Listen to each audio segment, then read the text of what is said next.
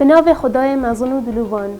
ببه شاه جوان اگر امسح کینه شاه جوان کیه و ده چاوا و ناسناوی به دست خوبه اینین شاه جوان ناسناوه که همه آفرتان حزا به دست به اینانا و ناسناوی یا هی بلی که مگج آفرتان و ناسناوی به دست خوبه دینین او جی بریکا انجام دانا بریکانه که گوته دا لیجنکا چندین کسین پسپور و زانا دبواری جوانی و اتیکیتن آفرته دا و دانانا چندین مرجو فیلتران به خمت گهشتنا آفرته بو ناسناوه شاه جوانیه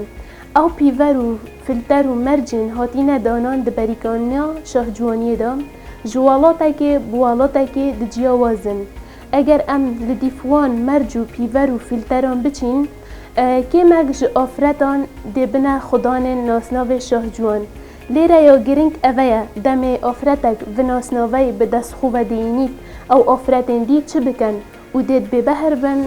جناسناوه شاه جوانیه ده پرتوکا به شاه جوان جنویسینا سیدا میوان اسماعیل گوته دا آماجه به هنده کریه که همه آفرتان شیان نهی ناسناوه شاه جوانیه به دست خوبه بینید او جی بدو ریکان ریکا ای که بریکا جوانیا دروه و بریکا جوانیا نافخویی جوانیا نافخویی او جوانیا او بچاف دهیتا دیتن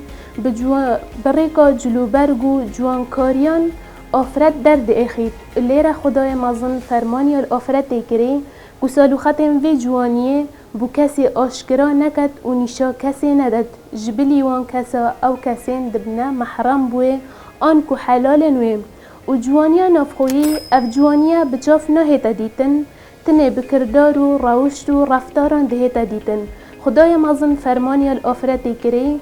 که سالوختن وی جور جوانیه نیشا خلکی بدد و بوان آشکرا بکد نجدار و نویسر روسی انطونچیخوف دویجید جوانی نهیتا هل سنگاندن دگل لشی بلکو دگل جوهر و ناخ مروبیه